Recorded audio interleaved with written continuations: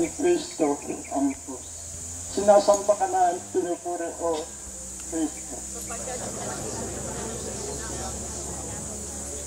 Panginoon, mabigat ang krus na yan.